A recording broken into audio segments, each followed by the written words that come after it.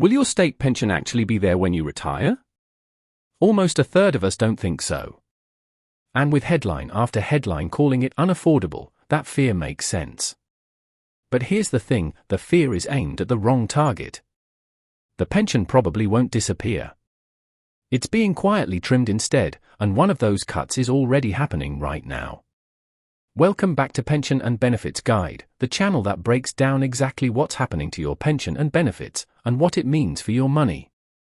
Today we're answering the big question, will the state pension survive, and what will it actually look like by the time you claim it? When I worked out what it's really worth to your savings, the number genuinely surprised me. Stick around. Let's start with the biggest fear, that it gets scrapped completely. Not one serious expert is calling for that. Even the IMF, strict as it is on public spending, only wants to replace the TripleLock with something less generous, not end the pension.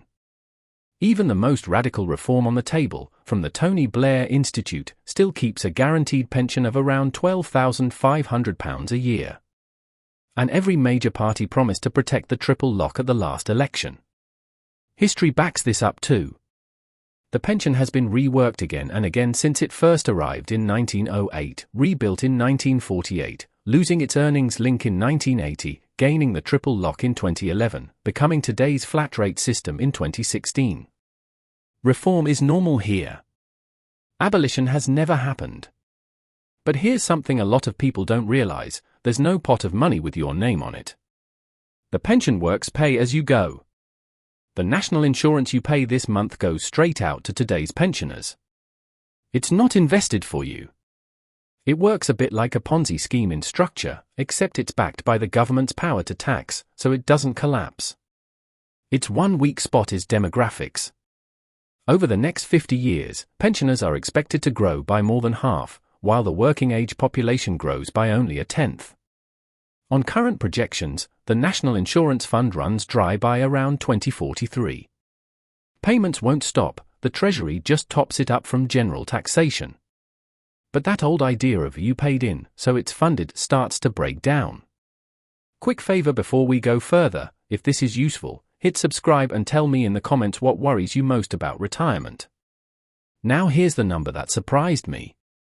A comfortable retirement costs around £45,000 a year for a single person. Using the 4% rule, that means a savings pot of about £1.1 million.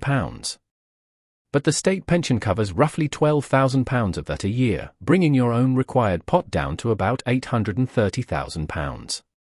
That gap, roughly £300,000, is exactly what the state pension is doing for you. It's also a safety flaw. If you retire at 60 but your pension kicks in at 68, that's 8 years where your own savings carry all the market risk. Once the pension starts, the guaranteed income takes the pressure off no matter what markets are doing. So why the pressure to cut it? It's expensive. The pension costs about £146 billion a year now, up 63% in a decade, the second biggest government expense after the NHS. Two things are driving that, an aging population and the TripleLock itself. That leaves 3 likely paths forward. Option 1, raise the pension age further. It's already rising to 67 by 2028 and 68 by the mid-2040s, with pressure to bring that forward. It saves money, but poorer people, who tend to live shorter lives, lose out the most. Option 2, adjust the TripleLock. Since 2011 it's pushed the pension up 89%, well above inflation or wage growth alone, costing roughly £12 billion more a year than a simple earnings link. Most experts, including the IFS, expect a smoothed earnings link eventually, similar to Australia's system, likely after the next election. Option 3 is already happening quietly. From April 2026, cheaper national insurance top-up rates for people abroad are gone. Residency requirements have tightened. And over 500,000 British pensioners abroad have their payments frozen permanently. None of this makes headlines alone, but together it all points the same way: trim the edges and hope nobody notices. Other countries offer lessons too. Denmark links its pension age to life expectancy automatically, no political drama. France tried forcing a 2-year rise through Parliament and got months of strikes. Formula beats announcement, politically.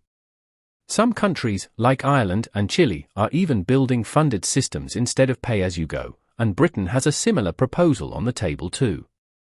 So what does this mean for your plan? Count on the pension existing, ignoring it means wildly oversaving. But stress test it anyway, assume it arrives a little later and rises a little less generously. The IFS says that only changes your required savings rate by a percentage point or two, not a disaster. So will your state pension be there? Almost certainly, yes. Just a little later, and a little less generous, with quiet trims already underway. Don't panic, and don't ignore it either. Plan for a bit less than promised, and you're covered either way. Let me know in the comments what you think will happen to the state pension. And if this helped, subscribe, because next time we're building a retirement plan that doesn't lean too heavily on the state. Thanks for watching, and I'll see you in the next one.